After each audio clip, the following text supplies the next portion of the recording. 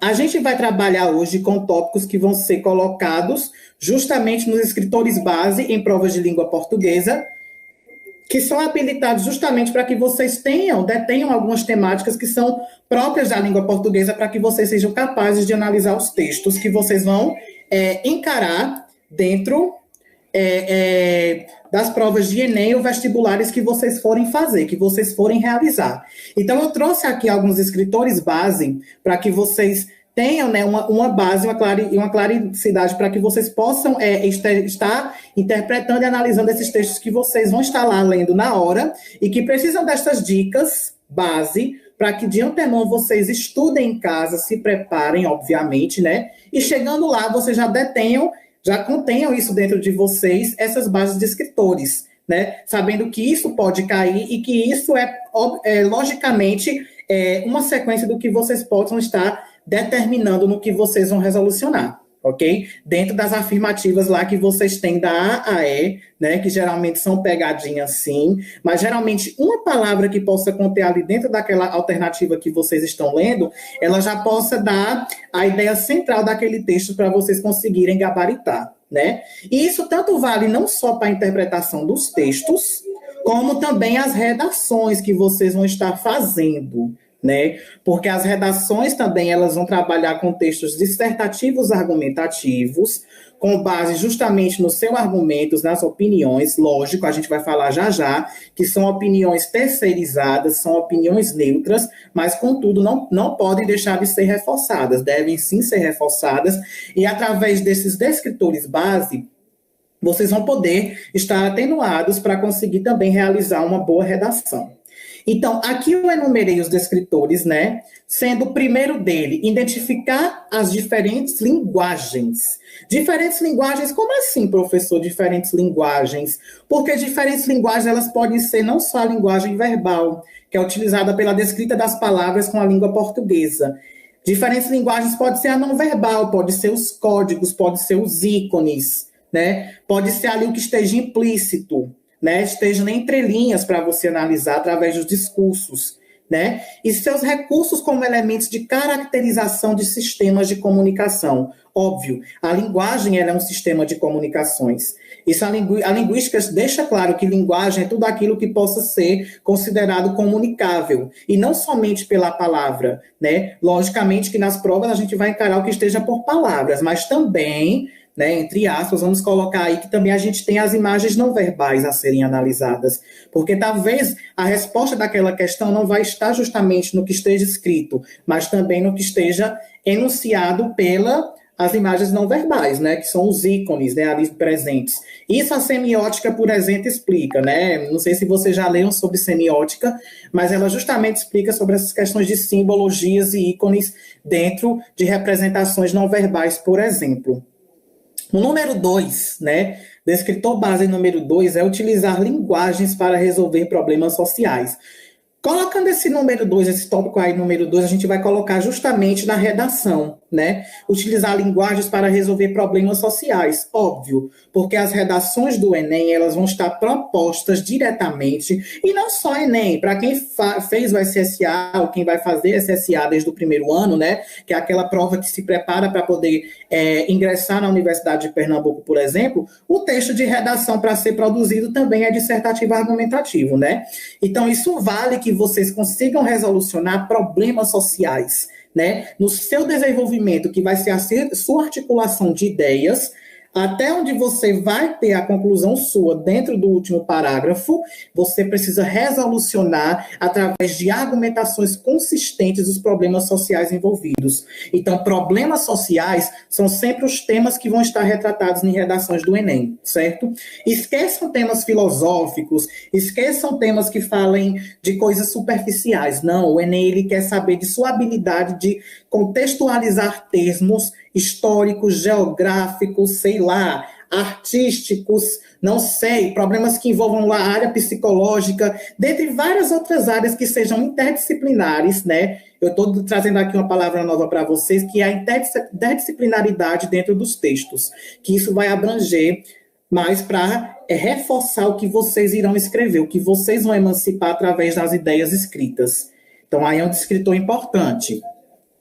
O terceiro descritor, reconhecer posições críticas das linguagens e dos sistemas de comunicação e interpretação. Lógico, quando a gente é leitor, quando nós somos leitores, nós devemos ser críticos àquilo que a gente está lendo. Nós devemos pensar assim, mas com qual ideia principal o autor escreveu isso?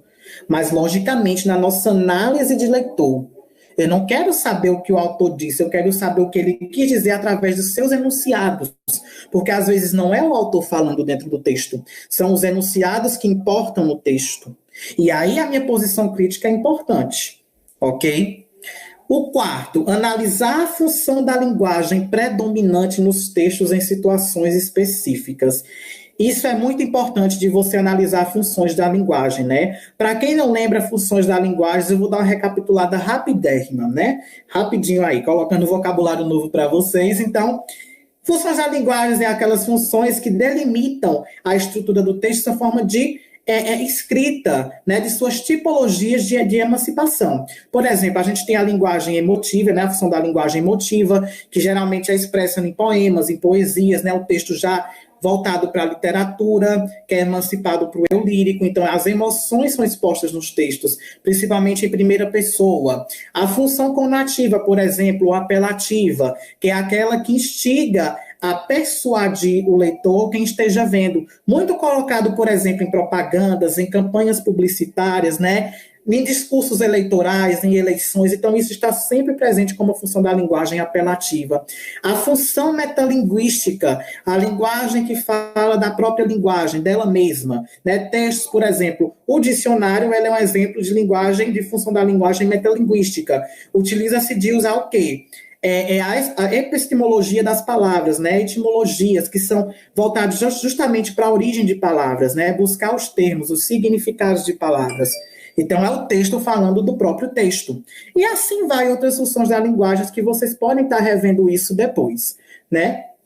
Então, é importante que vocês saibam as funções da linguagem, porque elas são importantes para que você saiba a estrutura escrita e que está sendo enunciada ali pela tenuidade do texto, ok?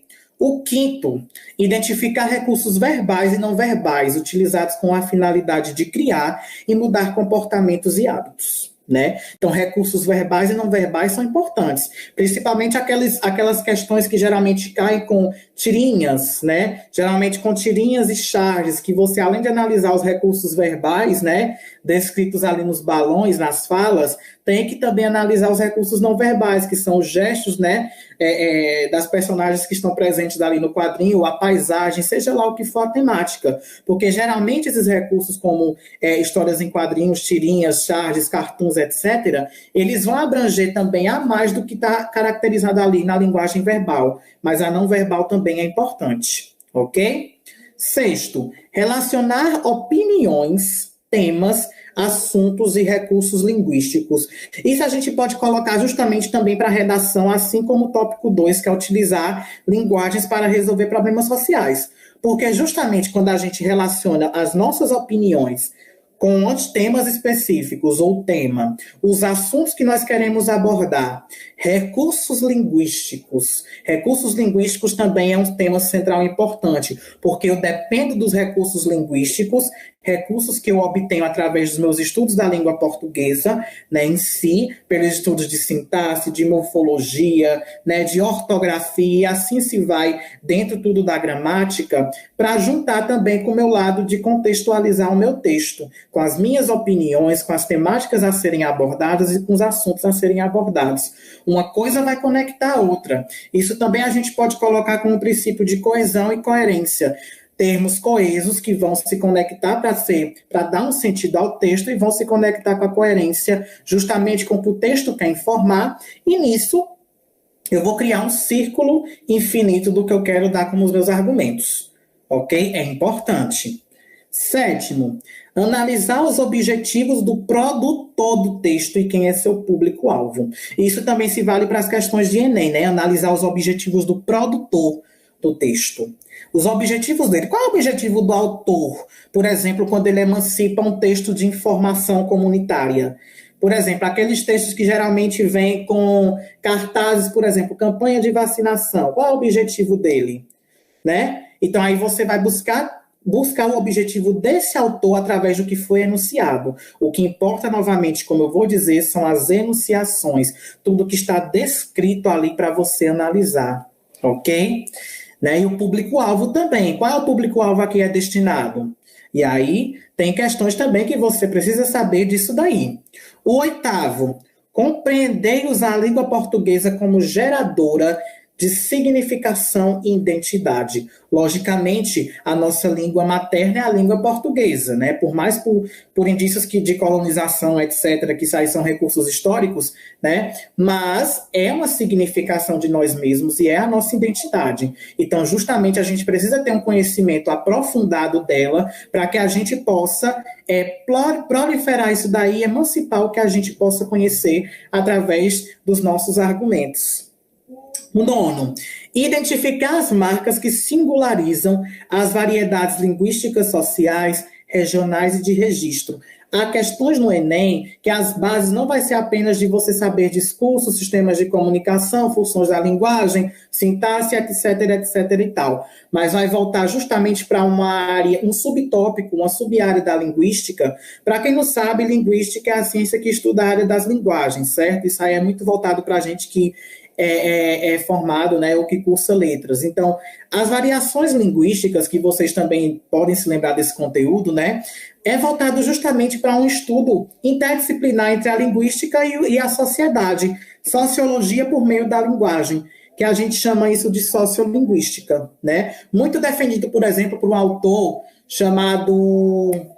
Meu Deus!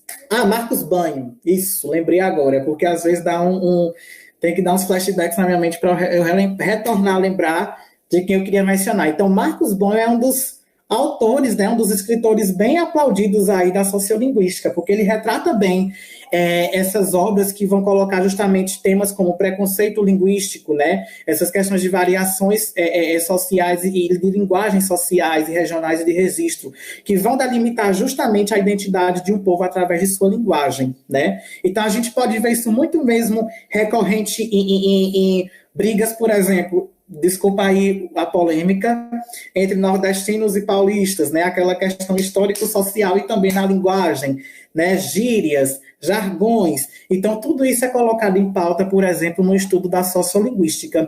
Tem questões, sim, no Enem, tem questões, sim, vestibulares que possam envolver essas temáticas aí de polêmicas dentro da língua com as variações. Então, é importante vocês também estarem revisando isso daí, porque toda vez toda vez cai. Certo?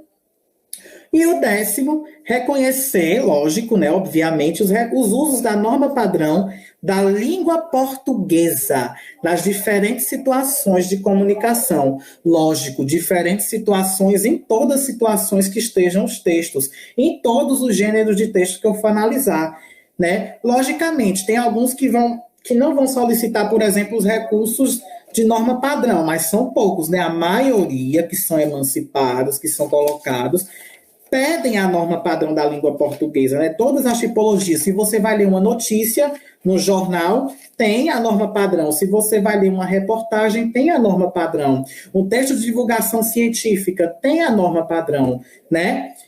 Um editorial tem a norma padrão. Então, todos os gêneros vão estar mantidos nessa norma padrão, que é justamente a gramática normativa que a gente sempre estuda desde o fundamental, desde quando a gente está lá no início dos nossos anos escolares, e é preciso a gente ter que perpetuar nisso daí, buscar sempre focar também na norma padrão, porque é cobrado tanto para você conseguir interpretar textos, quanto para você produzir uma boa redação.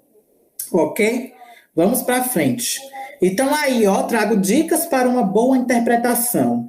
Quais são essas dicas? Primeiro, isso quando você estiver estudando em casa, tá? Não é lá no Enem, não. No Enem você já tem que estar um ninja. Enem vestibular você já tem que estar um craque. Você já tem que estar atenuado nisso daí, né? Então, primeiro, leia o texto pausadamente. Você não vai ler, você não vai baixar o Chico Xavier que vai ler tudo e adivinhar. Não.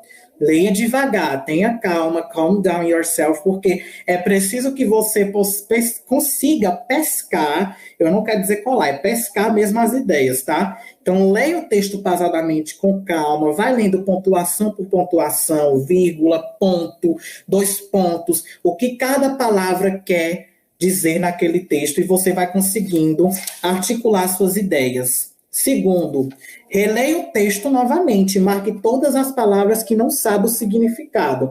Justamente, sempre vai ter uma ou duas palavras que você possa não relembrar, mas é isso que importa, você estarem recorrendo ao uso enciclopédico, buscar sempre nos dicionários, ou virtual, como a gente tem muito contato com a tecnologia hoje em dia, ou mesmo bibliográfico, né? Mas de preferência que sejam os atuais, porque a língua portuguesa ela sempre está em constante mudança, né? Então é bom a gente estar recorrendo para os usos atuais de palavras, né? Várias regras foram mudando, isso vocês podem ver mesmo na questão de ortografia, entre outros assuntos. Então, é preciso que você recorra ao uso do dicionário, sim, porque você precisa estar atenuado naquilo que é considerado independente das suas classes de palavras, né? Então, o quarto, releia os parágrafos do texto e releia um fazendo o seu resumo. Um que você achar importante, um ou dois que você achar importante dos parágrafos, ou linhas, não sei, não precisa ser o parágrafo todo. As linhas que você for lendo. Então, você vai ler aquele texto e você vai resumi-lo com poucas palavras, uma, duas, três palavras. Você pode colocar assim, palavra-chave desse texto. O que é muito falado nesse texto? Sobre isso, isso e isso. Cicrano, Beltrano e Fulano. Então, eu vou lá fazer um resumo e conseguir interpretar. O quinto, elabore uma pergunta para cada parágrafo e responda, né? Então, você vai elaborar uma pergunta para cada parágrafo que você lê e vai responder a si mesmo. Esqueci um erro aqui. Questionar a forma usada para escrever. Por que o autor quis escrever daquela forma? Por que a forma da função da linguagem foi essa? Com qual intuito ele quis me passar isso enquanto leitor? Porque eu vou analisar as vozes do texto. Ele só enuncia. Nós, como interlocutores dentro desse discurso, a gente vai ter que analisar isso com nossos olhos e com as nossas análises críticas. O sétimo, faça o novo texto com suas palavras, mas siga as ideias do autor, porque é preciso que você analise o que o autor está querendo emancipar. Lógico, com suas análises, mas o que ele quer emancipar no seu ponto de vista? É isto, ok? E aqui eu vou trazer para vocês um pouco de teoria, antes da gente partir para a prática com algumas questões, certo? As teorias elas vão estar abordadas justamente nas situações de texto e contexto, ok? Então, texto e contexto para nós, né? Eu trouxe aqui uma autora incrível, né? Desde a minha época acadêmica, que eu gosto de ler sobre ela, inclusive ela já faleceu há um pouco tempo, né? Que é a Igedori, que é conhecida como Koch. Então, a gente trabalha muito ela na questão de desvendar os recursos do texto e os recursos do contexto. E vários outros hiperlinks que possam ser relacionados nessa área discursiva dentro do texto, né? E ela traz situações importantes e teorias importantes dentro dos seus estudos de análise do discurso, de textos, contextos, entre outros tipos de recursos que vão dar esse suporte. Então, na definição de enunciado, ela cita o quê? Um enunciado só se torna inteligível quando colocado dentro de seu contexto de situação. O que isso significa? O enunciado ele vai estar adaptado através do seu contexto. Todo enunciado ele vai estar adaptado dentro de qualquer situação. Ele não vai estar ali por acaso. Ele vai estar ali por algum motivo. Ok? Então é preciso analisar parte por parte. E aí é uma citação dela. Agora ela cita outro linguista incrível que é chamado Himes. Traz o conceito de speaking. A palavra é em inglês, justamente porque ele é desses países de língua inglesa, né? Mas aí a gente vai fazer tipo um diagrama aqui, ó, com a palavra speaking, e ela direciona hiperlinks para cada letra. Então, que permite caracterizar o contexto dos enunciados dentro de um texto. O primeiro, com S, é a situação, o cenário e o lugar que envolve o texto. Eu não estou falando de cenário e lugar no sentido geográfico, não. Eu estou olhando para o cenário e para o lugar, não. Não, gente. É o cenário no que você vai ler ali no papel. tá bom? Então, é um cenário que envolve ali naqueles recursos de enunciação e o lugar que está descrito o texto. Todo texto ele é situacionado a algum assunto, a algum tema específico. O P vai ser caracterizado antes, falante e ouvinte. O falante é o próprio autor do texto que escreve, é o que escreve aquele texto com alguma intenção. O ouvinte é o leitor. Eu leio, eu ouço. Letra E, fins, propósitos e resultados. Né? Todo texto ele vai ter seus fins, os seus propósitos e seus resultados. O A vai ser a sequência de atos, forma da mensagem, forma do conteúdo por um todo. Né? O K vai ser a codificação, os códigos que são ali instruídos. O I, instrumentais, canal e formas de falas. Qual é o canal daquele texto? O canal pode ser colocado como o recurso onde ele foi utilizado. É no jornal? É numa revista? É na internet? Né? Formas de fala. Como foi as formas de fala desse texto? O N pode ser caracterizado como as normas, tanto de interações quanto de interpretação. Né? Então, aí é importante vocês se situarem nessas normas de interação e de interpretação dentro do texto para que vocês consigam analisar o todo. E último, letra G, os gêneros, as tipologias textuais. Como todo gênero tem seu tipo de tipologia, sua forma de função de escrita e suas formas de abordagem dinâmicas para que vocês consigam interpretar, ok? Então, aí, ó, outra citação de Coase. O sentido de um texto, qualquer que seja a situação comunicativa, não depende tão somente da estrutura textual em si mesma, né? Então, daí vem a metáfora do iceberg. Essa metáfora do iceberg, gente, vamos imaginar assim. Imagina que você está ali velejando pelo mar, navegando, sei lá, seja lá o que for, e você vê a ponta do iceberg. Imagine que o iceberg é o texto. Logicamente que os recursos linguísticos, os recursos estruturais, eles são importantes para que você consiga analisar qualquer texto, certo? Vamos supor que os elementos de recursos, os elementos estruturais de sintagem morfológicos, entre outros semânticos, eles vão ser a ponta do iceberg que está na superfície do mar, aquilo que você consegue analisar, né? Mas o que está abaixo são as coisas implícitas que você vai extrair através da sua análise. Daí o iceberg longo por baixo e superficial em cima. Né? Então a gente coloca o iceberg na parte de cima como o lado superficial de estrutura textual. O de baixo é o que vai a partir da minha interpretação. Né? O que vai a partir do que eu vou nas entrelinhas e consigo recapitular aquilo que eu estou lendo. Então, os objetivos de discurso a que o texto faz referência, em grande parte de forma lacunar. Quando eu digo que o texto faz uma referência em grande parte de forma lacunar, é porque o propósito de muitos textos é deixarem lacunas para que vocês consigam capturar a ideia principal. Você vai extrair. A partir de sua leitura, você vai extraindo. E aí você vai retirando lá do fundo do iceberg tudo aquilo que você quer interpretar, permanecendo muita coisa implícita. Então, muitos textos geralmente vão ter ideias implícitas que vocês vão ter que ali estar vendo palavra por palavra, frase por frase, oração por oração, para que vocês consigam interpretá-lo, né? Então, tudo isso é importante, ok?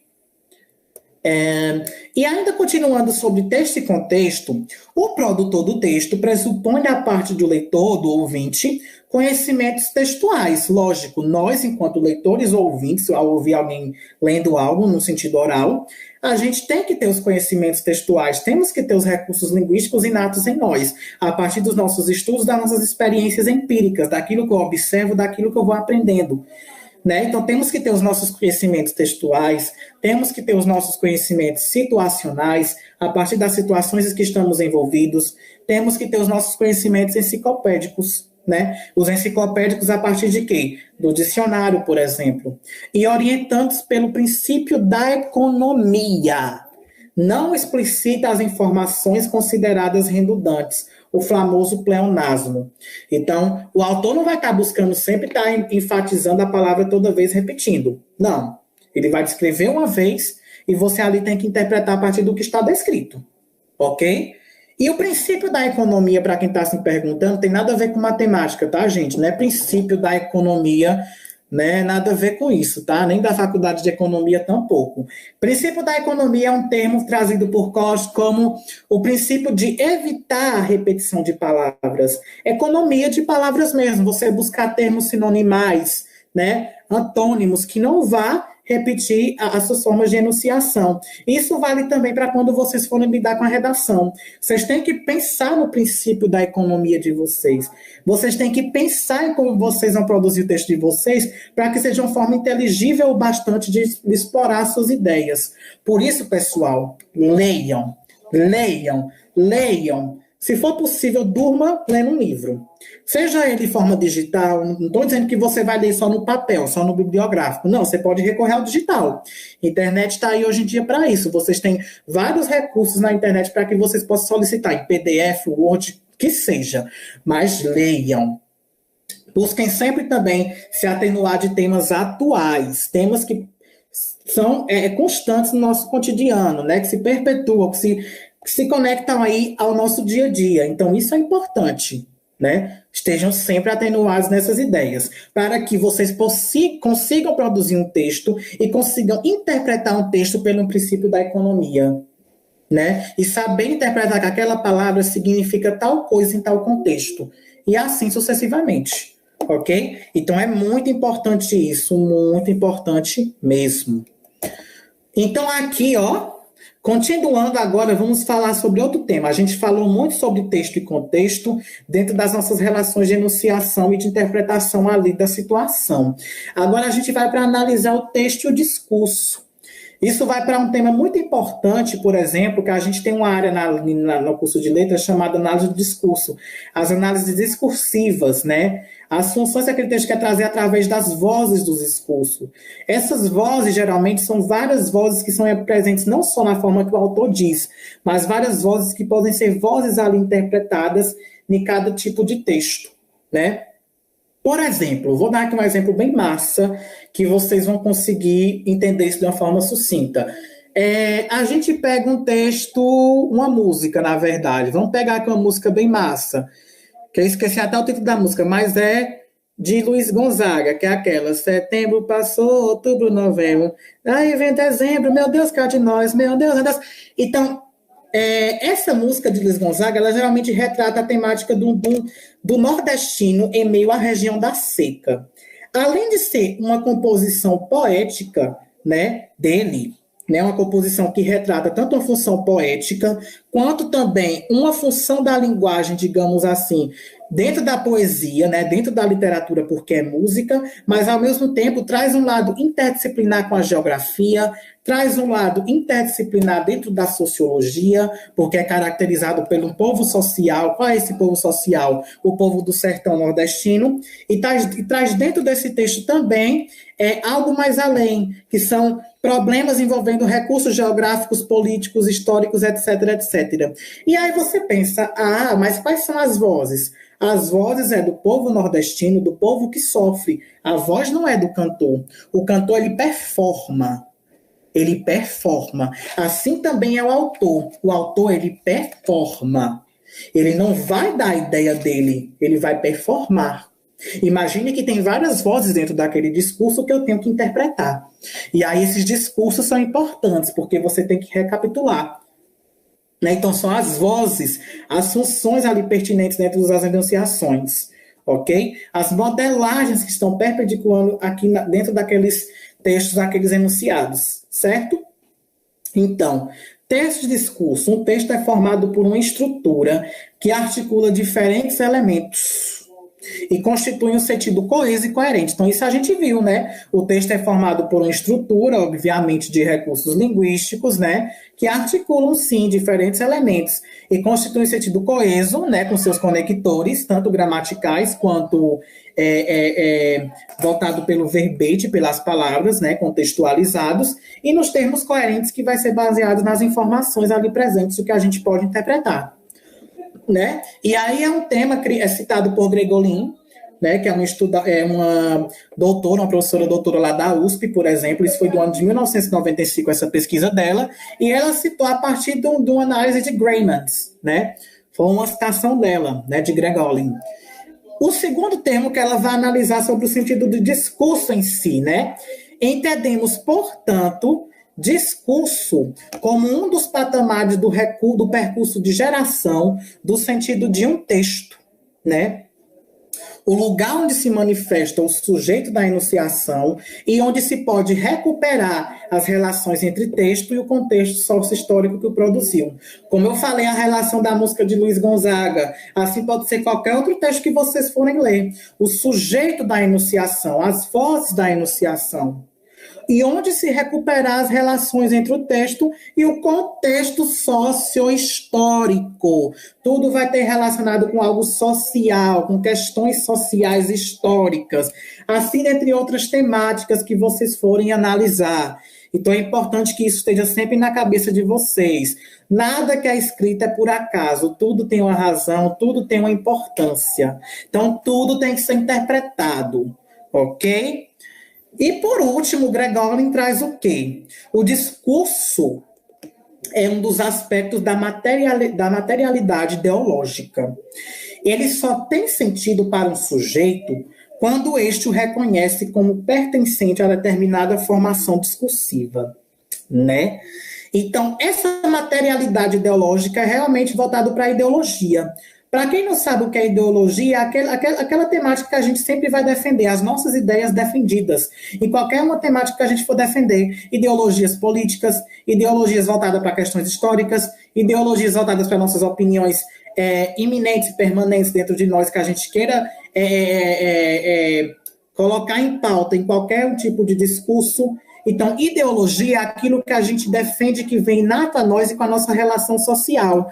Aquilo que a gente traz dentro dos nossos discursos de fala e também dentro dos nossos discursos escritos, né? Por exemplo, vocês veem muita materialidade ideológica dentro de textos de internet. Isso foi, por exemplo, um tema da redação do Enem de 2018. Não, 2018? Foi 2018? Foi, acho que foi a questão dos dados de internet, né? As pessoas que fazem muitos comentários na internet que possam ser um pouco abusivos, ou um pouco positivos, ou críticos, etc. Enfim, e isso instiga justamente a materialidade ideológica. Dentro dos nossos comentários do dia a dia, sejam eles positivos, negativos ou neutros, a gente sempre se posiciona ideologicamente, não importa isso. Sempre a gente vai ter um ponto de vista, um posicionamento. Então, o que eu quero levar dentro disso? Eu quero que vocês carreguem com vocês, dentro dessa materialidade da ideologia, que todo texto ele possui a sua ideia principal e os seus recursos de materialidade ideológica, carregada nas vozes e na formação discursiva. Aquilo que eu quero emancipar pela minha escrita ou pela minha fala vai ter uma materialidade ideológica, vai ter uma questão também de persuasão e também, logicamente, quem recebe essa relação de interlocutores, né? Então, a gente também vai ter um ponto crítico, um ponto de concordância, um ponto de discordância e assim sucessivamente. Ok? Então, sempre tem, sempre tem. Não adianta vocês dizerem que não tem, porque tem, ok? Então, é isso que traz justamente dentro do texto e o discurso em si por Graemans. Agora, a gente vai focar aqui justamente pela resolução de questões, né? A resolução de questões voltadas para Enem, vestibulares, SSA da UPE, entre outros. Aqui a gente vai agora voltar para a área da prática, né? A gente vai praticar agora com questões para que vocês consigam, né, estar aí conseguindo, trouxe para vocês, né? Só um momento aqui, é porque acontece mesmo, código. Pronto. Então vamos lá em frente. Olha aí. Ai, meu Deus. Olha aí. Então, vamos agora para essa questão do Enem de 2018, né? Não foi o ano que vocês estavam fazendo o Enem ainda, acho que vocês ainda estavam cursando ensino médio, alguns que entraram agora na escola também ainda estavam no fundamental, mas as questões sempre vão ser baseadas da mesma forma, certo? Sempre vão ser as mesmas temáticas, as mesmas formas de estrutura, de análises, etc, etc. Então, aí é uma questão do Enem 2018 com um tipo de crônica, que é desse autor aí, Ramos, né, chamado Infância, do Rio de Janeiro, foi publicado no Rio de Janeiro, na editora Record, de 1998. Aí ela fala aqui, ó, uma situação voltada para temas sociais, né, voltados para a sociedade como a crônica costuma trazer. É um texto narrativo, sim, mas geralmente traz recursos voltados mais para temas sociais. É como se fosse, digamos, uma notícia ou uma reportagem de forma narrada e ficcional, a maioria das vezes, né? Então, isso é a crônica. Então, aí é de uma crônica chamada Infância. E aqui temos um trecho dessa crônica e como a gente poderia justamente analisá-la, né? Lembrando que pode cair qualquer tipo de tipologia textual dentro de textos, né? Não vai ser só crônica, pode ser conto, pode ser um traço de um romance, de uma narrativa completa, pode ser reportagem, notícia, sei lá, editorial, histórias em quadrinhos, cartoons, charges, etc, etc, etc, etc. Enfim, poemas, né? Músicas, entre outros. Vão ter várias tipologias. Então, aqui eu vou ler para vocês de forma bem pausada e bem dinâmica para que vocês consigam entender. Ó, certa vez, minha mãe surrou-me com uma corda nodosa que me pintou as costas de manchas sangrentas. Moído, virando a cabeça com dificuldade, eu distinguia nas costelas grandes lanhos vermelhos. Aí você vai lendo e vai imaginando, né? Então, moído, virando a cabeça com dificuldade, eu distinguia nas costelas grandes lanhos vermelhos. Lanhos, os sangues, ó, as marcas. Deitaram-me, enrolaram-me em panos molhados, com água de sal, e houve uma discussão na família. Minha avó, que nos visitava, condenou o procedimento da filha, e esta afligiu-se. Irritada, ferida-me à toa sem querer. Não guardei ódio à minha mãe. O culpado era o nó. Né? Então aí vemos um conto bem forte, uma crônica bem forte, retratando esses indícios de quê? De um filho, por exemplo, levando uma pisa mesmo da mãe, só que dessa fúria da mãe retrata o quê? Uma temática social, digamos assim, repercutidos na questão do ódio, né? A questão da fúria, da raiva, aquele momento psicológico do estresse, né? Então, geralmente, a pessoa pode fazer coisas que não pensa às vezes. E aí a gente vê, né, essa voz enunciativa de um filho sendo surrado pela mãe, justamente contando uma temática, algo que aconteceu com ele dentro de um contexto que ele apanhou com uma corda nodosa que o feriu e o fez sangrar. Né? E nisso repercutiu algo bem polêmico dentro da família, que até a avó dele teve que denunciar a mãe, né? Então ele fala no final, não guardei ódio à minha mãe, o culpado era o nó. E aí vem o iniciado do texto, ó. Num texto narrativo, a sequência dos fatos contribui para a progressão temática, né? Então, a sequência dos fatos que são contados pouco a pouco, eles podem contribuir, né, para essa progressão temática dentro do texto, obviamente. Então, no fragmento, esse processo é indicado pela o quê?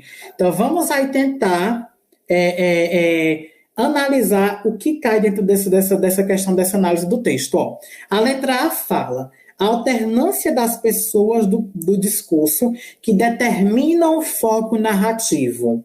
A alternância das pessoas do discurso que determinam o foco narrativo. A gente vê a alternância de pessoas? A gente vê aí as pessoas do discurso alterando-se? Não, a gente só vê um filho que é a própria voz dentro do discurso e que ele determina esse foco narrativo do que aconteceu com ele e o que se deu-se procedência. Então já poderia o quê? Excluir a letra A, porque não tem alternância das pessoas, apenas uma pessoa vai delimitando esse discurso e determina o foco narrativo, né? Então, letra B. Utilização de formas verbais que marcam tempos narrativos variados. Ela pode ser, porque utiliza formas verbais que marcam tempos, né? Ó, certa vez minha mãe surrou-me, né? Ó, surrou-me com uma corda nodosa que empitou as costas de meus bebês. Aí moído, virando a cabeça, distinguia nas costelas grandes, aí deitaram-me, enrolaram-me, né? Pode ser. Então, a gente vê a utilização de formas verbais que demandam, que marca tempo narrativo, né? Como assim marcar tempo narrativo? Marcar os acionamentos dentro da narrativa. O verbo ele não determinação. Então, justamente, ele vai determinar essas marcas narrativas. Mas vamos ver ainda as outras alternativas para ver se não pode ser as outras. Então, aí, ó, letra C. Indeterminação dos sujeitos né, de ações que caracterizam os eventos narrados. Há uma indeterminação de sujeitos? Não, porque se o sujeito é só um, que vai contando outros sujeitos de forma interpessoal, não é pessoal, né? Ele cita ele mesmo com a pessoalidade do que aconteceu. Não tem uma indeterminação, tem determinação de ações. As ações são determinadas, estão sendo acontecidas aqui pelo que ele cita. Então já não poderia ser letra C. Letra D. Justaposição de frases que relacionam semanticamente os acontecimentos narrados. Tem justaposição de frases? A gente não pode chamar isso de frases. A frase comum, ela não tem verbo. Ela vai ter só nomes, substantivos, adjetivos e advérbios. O que a gente tem aí são orações. Então, a pegadinha que o Enem quer fazer com vocês. Orações determinam por verbos. Oração não é aquela de igreja, não é nada a ver com religião. Oração é o que contém verbo. Se contém verbo dentro da narrativa, se o verbo determinação, ele é uma oração. Então, não tem justaposição de frases, tem justaposição de orações, que relacionam semanticamente, dando significados aos acontecimentos narrados. Ok? Então, lembra, frases não tem verbo, o que tem verbo são orações. Letra E. Recorrência de expressões adverbiais que organizam temporalmente a narrativa. Vamos ver se aqui tem advérbio. A gente tem um advérbio de tempo aqui, ó. Certa vez, minha mãe surrou-me com a corda nodosa que me pitou as costas de mãos sangrentas. Moído, virando a cabeça com dificuldade, eu distinguia nas costelas grandes laços vermelhos.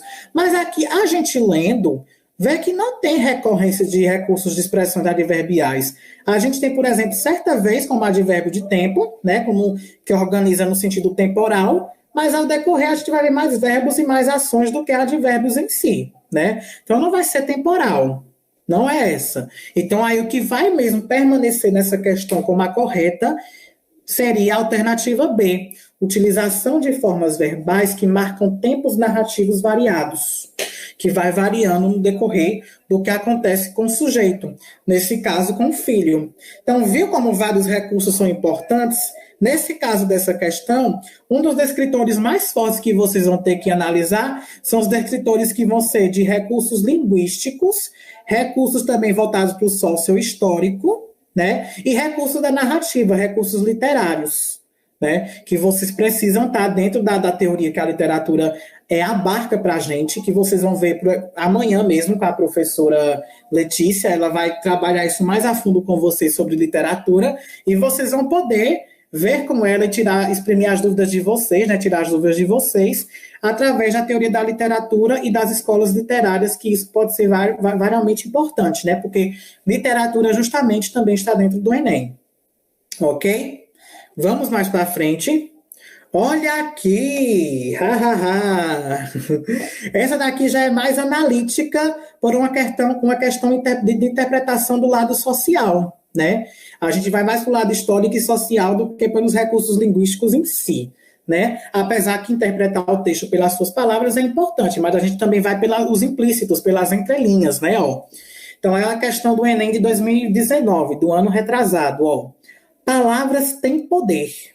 Aí é o título, né? Vamos supor que aí é tipo uma manchete. Palavras têm poder. Uma notícia, né? A gente vê uma notícia aí.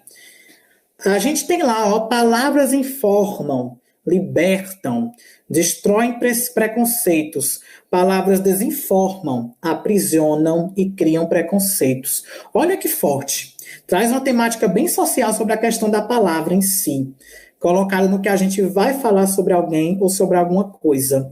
Palavras têm poder. Palavras informam. Elas libertam. Elas podem destruir preconceitos, mas as palavras também elas desinformam. Elas aprisionam ou criam preconceitos, né? E aí vem abaixo o título, ó, liberdade de expressão. A escolha é sua. A responsabilidade também. Então, é um tema recorrente para conectar-se junto com palavras têm poder, é propriamente a liberdade de expressão que nós obtemos, né? Por exemplo, aqui no Brasil, como uma democracia, né? Então, aí a gente tem a questão de um tema, né? Uma notícia falada sobre a liberdade de expressão. E aí foi do Ministério Público de Pernambuco, aqui mesmo do nosso estado. Aí, ó. A liberdade de expressão é uma conquista inquestionável. O que todos precisam saber é que liberdade traz responsabilidades. Publicar informações e mensagens sensacionalistas, explorar imagens mórbidas, desrespeitar os direitos humanos e estimular o preconceito e a violência são atos de desrespeito à lei. Então, aí a gente já traz mais uma característica voltado para o social, a característica de lei, de legislação, voltada para os direitos humanos, né? Então, além de voltar para uma temática histórica, tem voltada também para o lado do direito, das leis, né?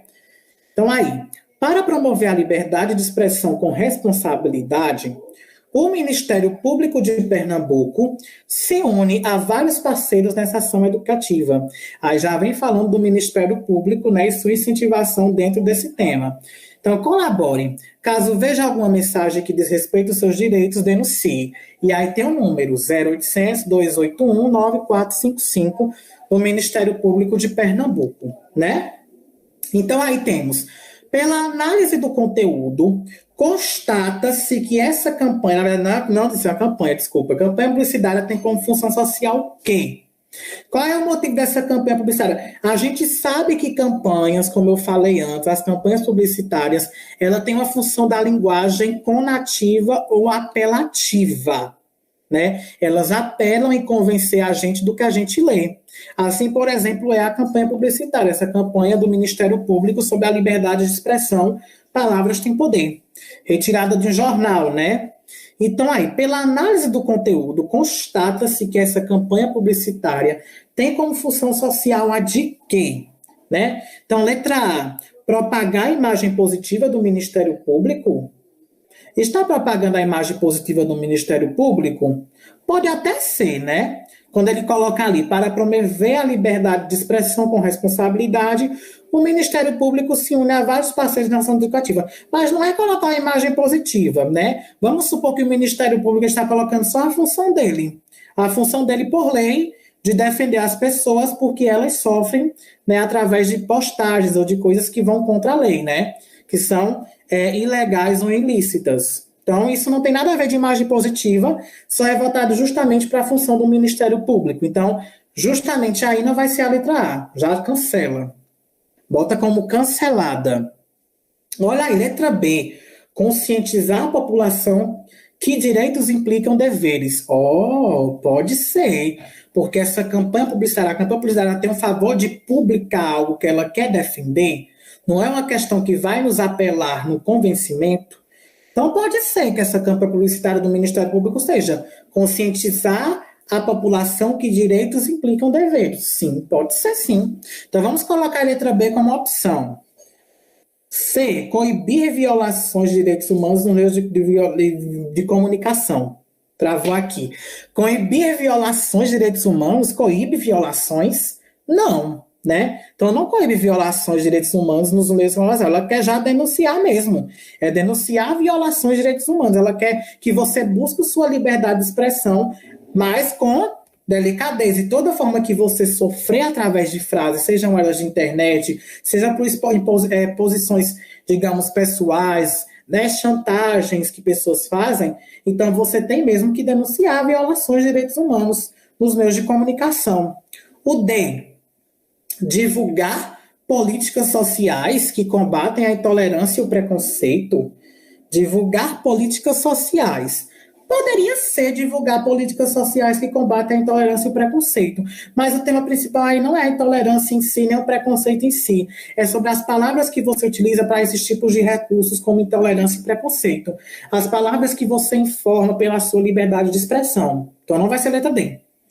Letra E, instruir as pessoas sobre a forma correta de expressão nas redes sociais. Seria a letra E, instruir pessoas sobre a forma correta de expressão? Poderia ser, mas não é o que ela quer em todo o seu quesito. Ela quer conscientizar a população que direitos implica deveres. Você tem que seguir esses deveres que os direitos impõe a você, para que você siga corretamente, não ocorra nada que seja ilícito à sua parte. Então, a alternativa correta também seria justamente letra B. Vamos para a próxima. Olha, aí já trouxe outra temática de tipo de texto, que é uma música, a música de Cazuza, do CD dele chamado Poeta Não Morreu, né? Foi gravado no Rio de Janeiro para a Universal Music em 2000. Isso aí foi um CD de 2000, né? Aí tem o nome da música chamado Blues da Piedade, né? Blues da Piedade. Então aí, ó, vamos ver como ele faz essa música, como ele compõe a sua música, que tem uma representatividade também poética em si, né? Uma função poética, mas também uma função emotiva, né? O eu lírico expondo suas posições. Então aí, ó, vamos pedir piedade, Senhor, piedade, para essa gente careta e covarde. Vamos pedir piedade, Senhor, piedade, lhes dê grandeza e um pouco de coragem. Vamos ler de novo. Vamos pedir piedade, Senhor, piedade, para essa gente careta e covarde. Vamos pedir piedade, Senhor, piedade, lhes dê grandeza e um pouco de coragem. Então, aí a gente tem a enunciação dessa questão. Todo gênero apresenta elementos constitutivos que condicionam o seu uso em sociedade. Então, todo gênero vai apresentar elementos constitutivos, né? Que direcionam o seu uso em sociedade. Então, aí é uma música que apela não só para o quesito de composição musical, mas no sentido também social, né? Que pode ser emancipado num contexto histórico. Então, a letra dessa canção identifica-se com o gênero ladainha, né? Para quem não conhece ladainha, é um gênero muito utilizado por recursos da igreja, por exemplo, católica, né? Que é tipo uma oração repetida com vários recursos, digamos, voltados para o barroco, com essa questão de piedade, né? No caso, no contexto, o seu fiel vai buscar reconciliação com Deus através de uma ladainha com orações e etc. Isso é uma coisa que você precisa saber como contexto situacional, de situação. Tá vendo como tudo pode cair no Enem? Qualquer temática pode cair no Enem, então você tem que saber de tudo, né? Tem que viver lendo qualquer tipologia textual mesmo. Então, a letra da canção identifica-se com o gênero ladainha, essencialmente pela utilização da sequência textual de quê? Então, o que esse gênero ladainha ele retrata dentro, né? Ele vai retratar a letra A, expositiva por discorrer sobre um dado tema. Eu acho que a ladainha ela não vai ser uma questão exposta, não é expositiva, né? Não, eu estou fazendo um pedido, né? Então a ladainha não vai ser exposta, não vai discorrer sobre um dado tema. Ela é letra B, narrativa, por apresentar uma cadeia de ações. Primeiro que não é narrativa, porque aí não contém personagens, não contém sequências temáticas como ações por... Tem verbos, né? Tem verbos sim, mas não vai ser contextualizado por questões de temas como personagens, né? Como espaço, como enredo, essas coisas que contém dentro, por exemplo, de romances que a gente lê. Então a narrativa vai ser mais vista na literatura através dos romances, né? A partir das escolas literárias do romance, que vocês vão ver amanhã, vocês vão ver que a narrativa ela é colocada em pauta, certo? Mas aí é mais se tratado de uma música poémica, com sentido poético. Então, ela não é uma narrativa, não expressa uma cadeia de ações. Letra C, ela é injutiva por chamar o interlocutor à participação? Pode ser, ela é injutiva por chamar o interlocutor à participação, porque ele diz, ó, vamos pedir piedade, Senhor, piedade, para essa gente careta e covarde. Vamos pedir piedade, Senhor, piedade, lhes dê grandeza e um pouco de coragem. Pode ser injutiva, porque chama o interlocutor. Nós que lemos a ação da música. Vamos pedir piedade. Então, coloca a letra C aí como porém de ser alternativa. Letra D, descritiva, por enumerar características de um personagem, ela descreve as características do personagem? Estou descrevendo as feições dos personagens? Não. Não está citando em nenhum momento aqui personagem nenhum, nome nem de Beltrano nem Cicrano, então não é descrição. É argumentativa por incitar o leitor à tomada de uma atitude. Ele pode estar tentando pedir algo, mas ele quer chamar mais o leitor à participação do que incitar a tomar uma atitude. Ele quer uma ação de quê? De pedir piedade. Então a letra C é a mais correta nessa questão. Injutiva por chamar o interlocutor à participação. Então, essa vai ser a alternativa chave para esse tipo de gênero, injuntivo, ok? Olha aí, ó. Então, vamos ver essa questão, muito também boa, que também revela ó, recursos não verbais, né? recursos não verbais e verbais também, que ele é um cartaz, né, de divulgação. Então, nesse cartaz, o uso da imagem do calçado aliado ao texto verbal tem o objetivo de... Então, vamos ver aqui, ó, temos os calçados. Se vocês forem analisar, por exemplo, os recursos não verbais dentro desse cartaz, você percebe que o chão aqui mesmo, nessa imagem, ele é todo fragmentado, ele está todo pisoteado e fragmentado. Por exemplo, pode ser terra. E os calçados estão o quê? Sujos, né? Os sapatos, nesse caso, estão sujos. E aí você analisa junto com esses calçados a mensagem que vem dentro do texto, né? Então aí, ó. Vamos calçar os sapatos dos refugiados e dar o primeiro passo para entender sua situação. Vamos calçar os sapatos dos refugiados e dar o primeiro passo para entender sua situação. O que ele quer dizer com isso? Quando diz vamos calçar os sapatos dos refugiados, dar o primeiro passo para entender sua situação. Ele quer que o leitor, nós, enquanto interlocutores, estejamos o quê? Ao encontro dessa mensagem do cartaz dos refugiados. A gente pode colocar como contexto histórico, por exemplo, dos refugiados lá, desses bombeamentos, né? Essas guerras que ocorrem lá no caso do Oriente Médio, geralmente no Iraque, Síria, né? Na África também tem muitos refugiados pela questão social, né? Histórica, social também envolvendo isso, que existem muitos refugiados que saem de lá à busca de melhoria, né? Até mesmo aqui no nosso continente americano, aquele ano que teve o terremoto do Haiti, para quem não se lembra, né? Porque lá tem muitas placas tectônicas envolvidas que condicionam a isso, a terremotos, né? E muitos buscaram refúgios também em outros países. Então, isso vai direcionar justamente a uma questão também social, que não depende apenas dos nossos recursos linguísticos, e também de análise imagética por recursos de imagem, né? Então, aí, ó, vamos calçar os sapatos dos refugiados e dar o primeiro passo para entender sua situação, né? Então aí, nesse cartaz, o uso da imagem do calçado aliada ao texto verbal tem o objetivo de quê? Letra A, criticar as difíceis condições da vida dos refugiados. Por acaso aí está criticando quando ele fala vamos calçar os sapatos dos refugiados e dar o primeiro passo para entender a situação? Não critica as difíceis condições de vida, ele não está dando opinião sobre condição de vida de ninguém. Na verdade, ele convida a gente ser empático, a gente tentar entender a situação. Então, não critica. Então, letra A já pode ser cancelada, cancela a letra A. Letra B, revelar a longa trajetória percorrida pelos refugiados. Pode ser. Ele busca revelar a longa trajetória, até porque a gente tem a imagem do sapato aqui presente, que significa um sentido de trajetória, de caminhada. Então, vamos calçar os sapatos dos refugiados. Então, convida você a calçar, no sentido assim, né, metafórico, para que você consiga identificar a longa trajetória deles e ser empático com a situação, né? Buscar ajudá-los também. Pode ser a letra B. Letra C. Incentivar a campanha de doações para os refugiados. Poderia ser a letra C também, ela pode ser uma. Denunciar a situação de carência vivida pelos refugiados. Não busca denunciar a situação de carência, eles buscam mostrar mesmo para que a gente seja empático. Então não denuncia, nem tampouco critica como a letra A. Então você já poderia cancelar a letra D e letra A, porque denunciar a situação de carência, não vai denunciar isso daí.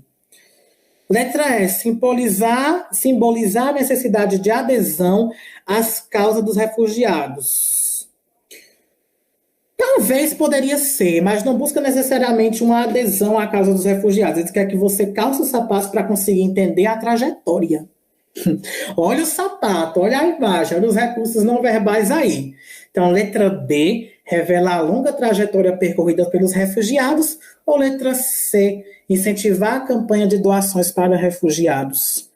Letra B, né, gente? Revela a longa trajetória percorrida pelos refugiados.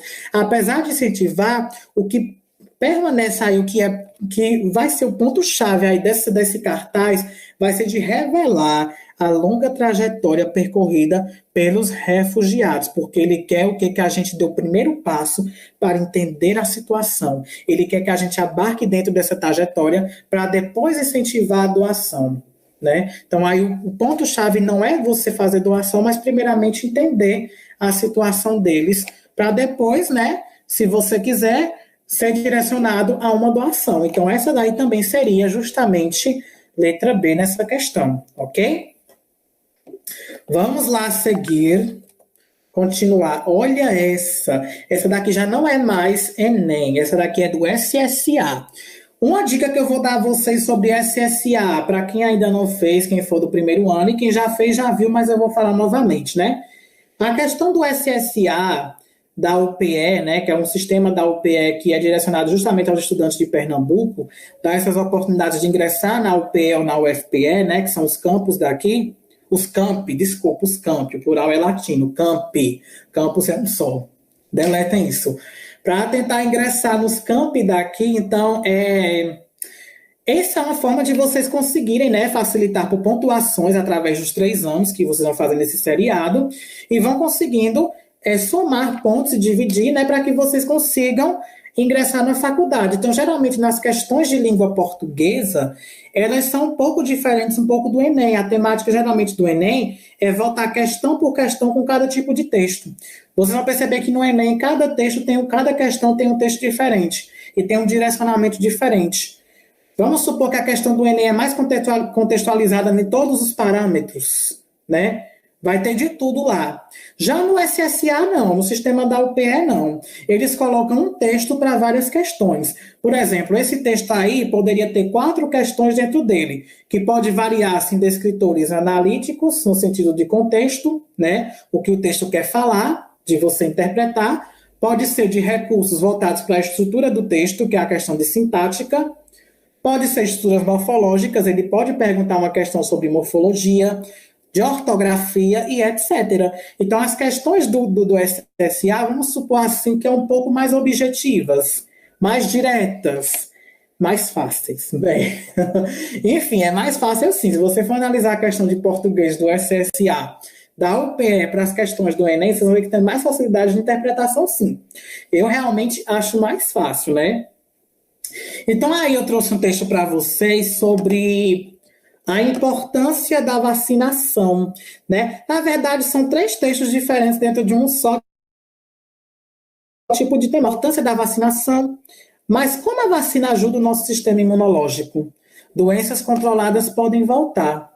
Eu trouxe esse texto aí justamente para a gente abordar algo mais atual no nosso cotidiano, que é sobre a pandemia, né? Justamente sobre o coronavírus.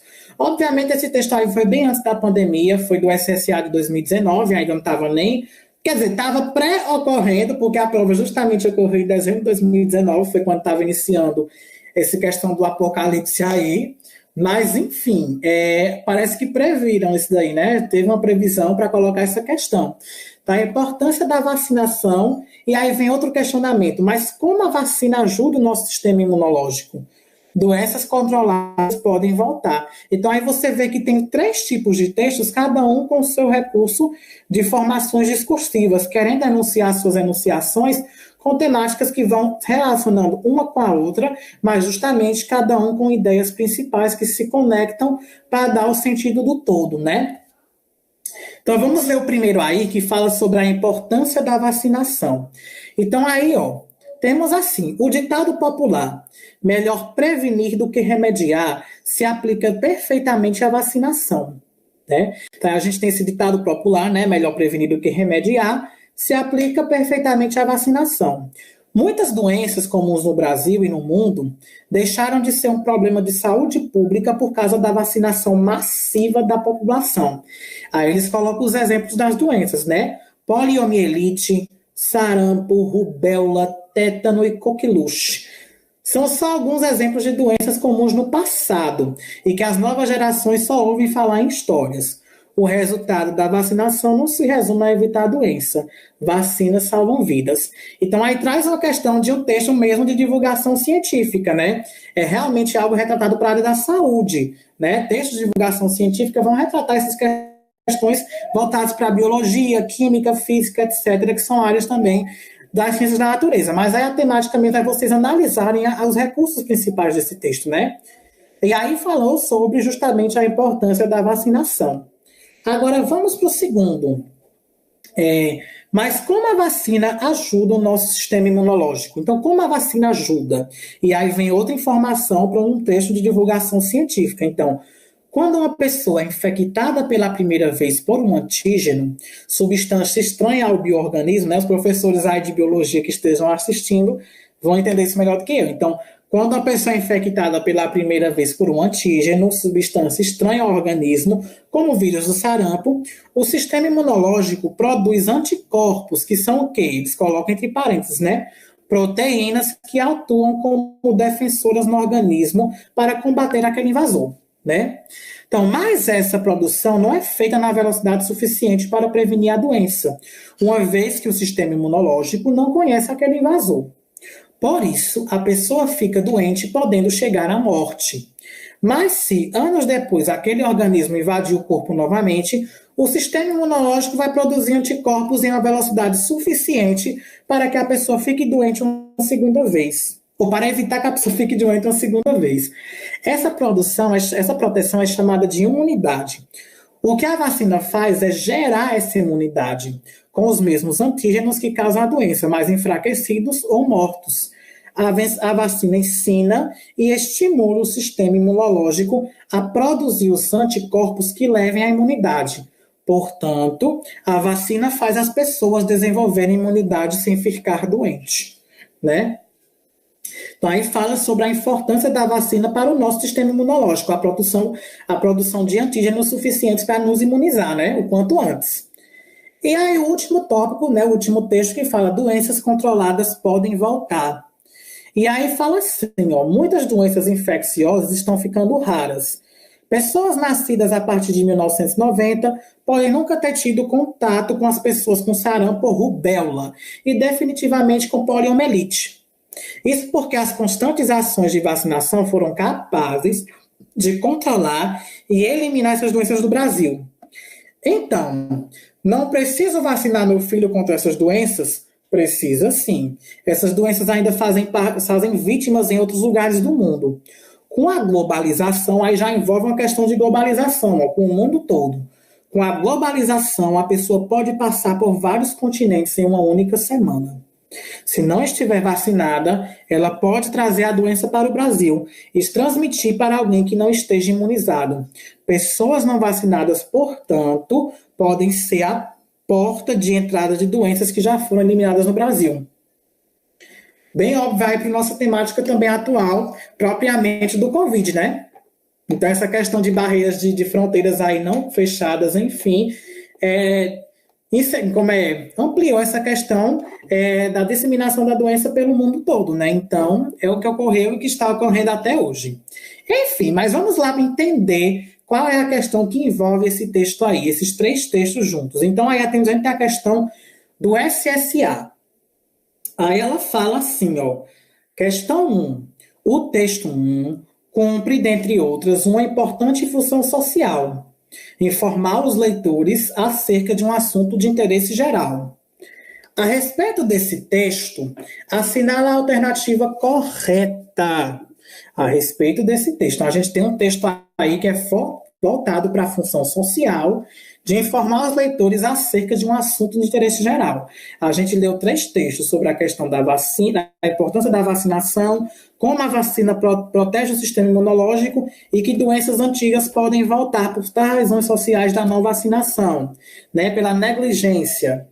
Então aí a gente vai ter da letra A e. Sempre questões de vestibular vão ter voltadas com letras A e, né? E aí a letra A, vamos ver se a letra A é correta em relação ao texto. O gênero em que se apresenta o texto requer uma rígida organização das informações em blocos paragráficos de tamanho equivalente, que se constrói de acordo com o padrão de apresentação tradicional. Então, vocês acham que o gênero em que se apresenta o texto requer uma rígida organização das informações?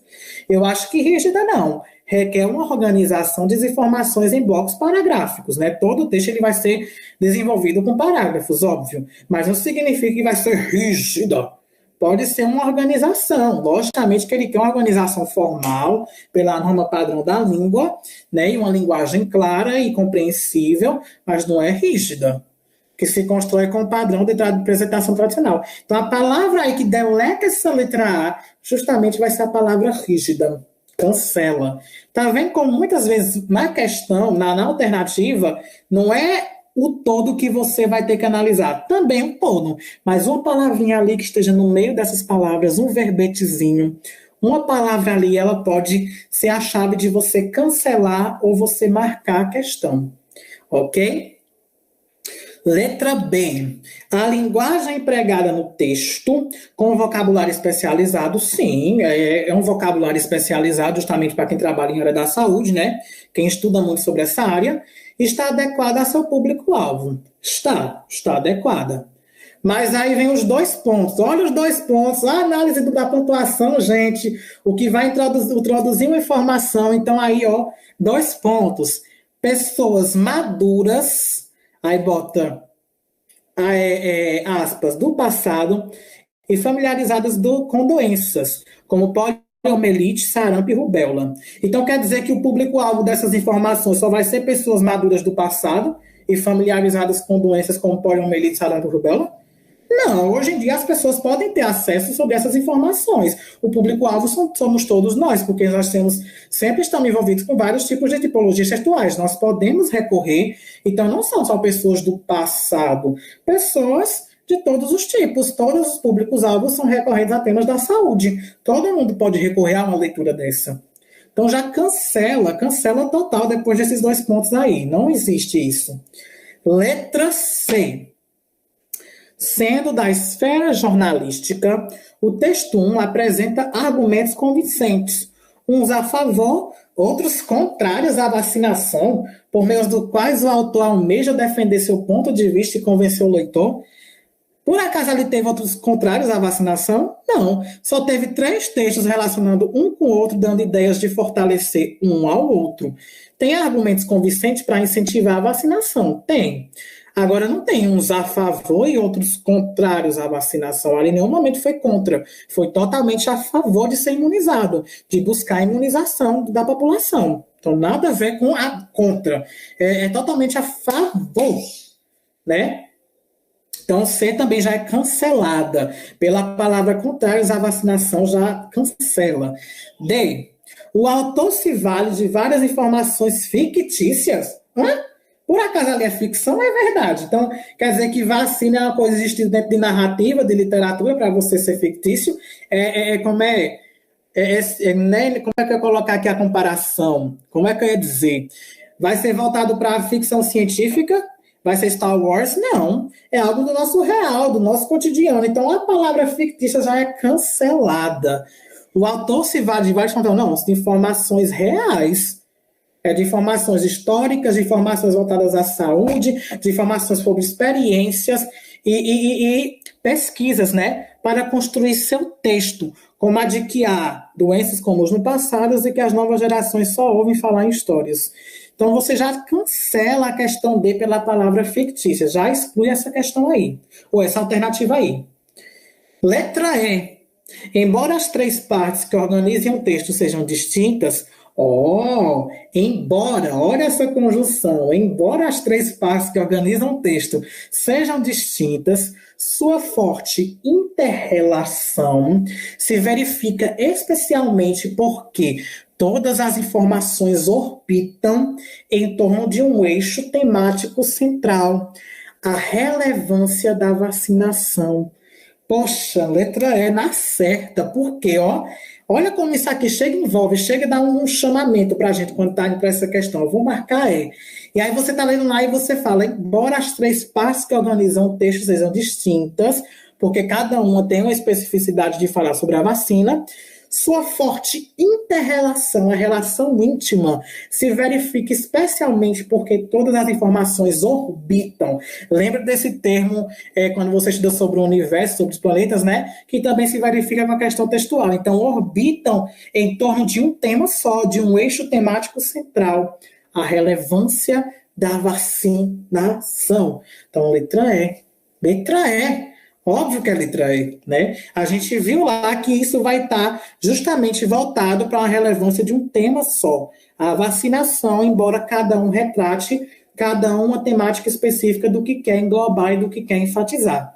Ok? Vamos lá agora. Agora eu vou falar um pouco, né? Bem, depois a gente faz outro momento para redação. Eu prometo que eu vou fazer mais na frente outros tipos de aulas, né? Eu prometo planejar isso mais na frente, que seja voltado justamente para a nossa redação do Enem, para a redação de vocês de Enem SSA.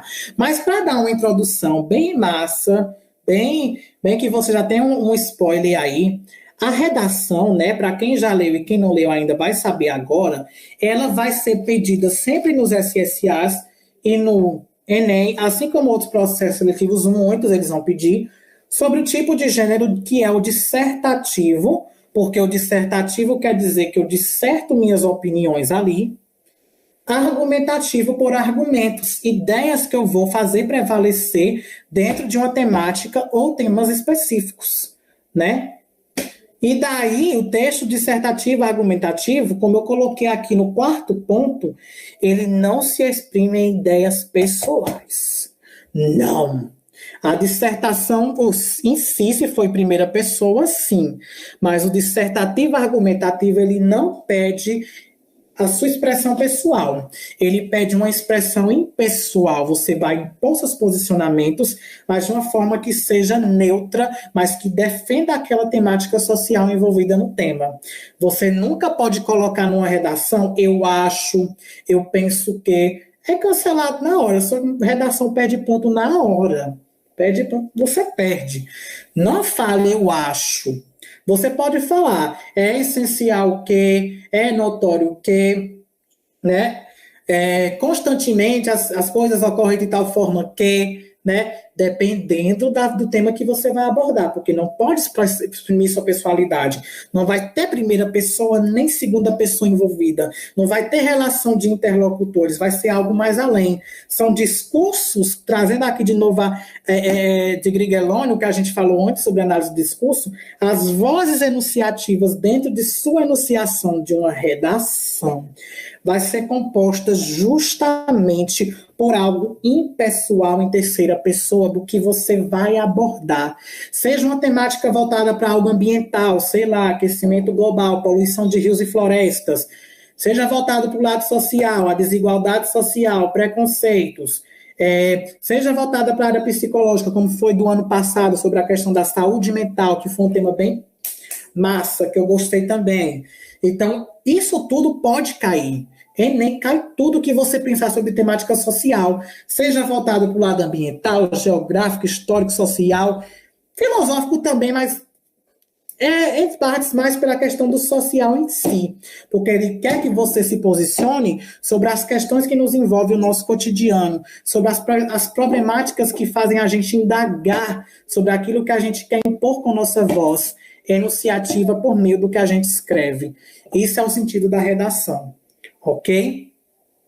Então, ela vai ser composta por 3 estruturas. Ela vai ser composta sempre por introdução, obviamente que é quando eu vou expor as ideias ali do tema, e vou expor o que eu vou abordar, dar o tipo um spoiler, um pré-spoiler na introdução. Então, isso é a minha parte introdutiva.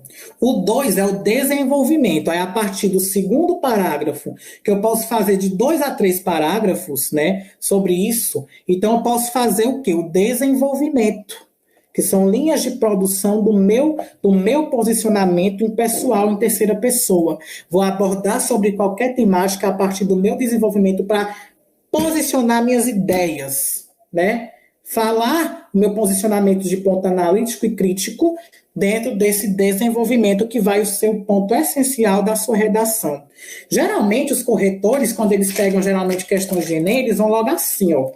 Eu vou na introdução, aí, massa, se sua introdução, a sua apresentação do seu tema, o que você vai defender for porreta, ele já pula o desenvolvimento e vai para a conclusão. Desenvolvimento também é importante, mas é preciso que vocês foquem na estrutura, principalmente da introdução e da conclusão, porque geralmente muitos corretores, né, que são professores de letras mesmos, que vão ser habilitados e formados para poder corrigir essas redações, eles vão estar ali vendo sua introdução de como você apresenta o seu texto inicial, como você vai abordar a sua temática na introdução, e logo após na sua conclusão, utilizando sempre de conjunções conclusivas, de termos conclusivos, e buscar compartilhar soluções às ideias compartilhadas juntamente do tema proposto. É isso, redação é você redigir mesmo opiniões suas, então busquem opinar sempre, busquem produzir textos sempre, que vocês possam fazer o máximo que vocês puderem para conseguir obter aí a nota 1000 querida de vocês, né? Mas nisso é necessário, sobretudo, que além de vocês saberem ter esse lado impessoal, de opinar em terceira pessoa, é preciso que vocês tenham conhecimento à parte. Os conhecimentos de mundo, os conhecimentos de recursos linguísticos voltados propriamente para a nossa língua portuguesa, que eu dei lá uma apresentação mínima no início do nosso aulão. Então, vocês já puderam verificar justamente isso daí. Certo? Então, pense numa produção de redação justamente como análise discursiva, justamente como voz discursiva do enunciado que você quer emancipar para que ele seja algo convincente a quem vai ler e a quem vai analisar depois. É isso que convence, são as suas formas. E busque sempre ir para o enciclopédico, gente. Pesquisem sempre sinônimos, vá para o dicionário, vá para uma gramática, só que, lógico, busque ser o mais contextual possível. Estude aquilo pensando no que forma aquilo seria abordado, por exemplo, numa interpretação de texto ou dentro de uma redação. Isso vai ajudar muito vocês a conseguir almejar aí a nota sonhada de vocês, a faculdade que vocês querem ingressar, ou sei lá, o emprego que vocês querem ingressar também, porque existem até empregos mesmo que pedem redação. Até empregos que, além da entrevista, tem um texto que você tem que escrever. Eles querem analisar a sua escrita. Então, não vá pensando, língua portuguesa é importante. Não é importante, porque você usa língua portuguesa para tudo. Você usa língua portuguesa para se comunicar, você usa língua portuguesa para interpretar textos de diversos temas, diversos assuntos. Tudo precisa de linguagem, gente. Tudo precisa de língua e tudo precisa de informação. Então, é importante que vocês estejam capacitados desde agora, desde ontem, para conseguir interpretar esses textos e para conseguir escrever uma boa redação. Comecem praticando, pesquisem. Vocês têm um recurso muito bom que é a internet, né? Então, vão pesquisar mais, vão se aprofundar mais, vão ler mais. Qualquer coisa, eu estou também ali nos grupos da escola. Eu geralmente sou professor da manhã e de uma turma à noite, mas qualquer coisa, se quiser, professor Thales, não sei o quê, pede e eu vou dando dicas de como vocês vão conseguindo aí articular o conhecimento de vocês mais para frente, ok? Conseguir garantir uma nota maravilhosa e top, como diz Juliette, enfim. E é isto. Então, aí tem as referências, né, que eu coloquei justamente para quem quiser checar depois na internet, tem esses livros aí que vocês podem estar analisando para questões de interpretações de textos e análise do discurso, que aí vem da autora Igedori Grunfeld Vilaça, né, a famosa Koch, Desvendando os Segredos do Texto, que foi publicado em São Paulo pela editora Cortex de 2011. Né? E temos aí a última, que é de Maria do Rosário Valencice Gregolin, a análise do discurso, conceitos e aplicações. Né? Esse foi o tema de um artigo científico dela. O primeiro é um livro, uma publicação de livro, e o segundo é um artigo científico da análise do discurso, os seus conceitos e aplicações pela revista Alfa de São Paulo. Ok?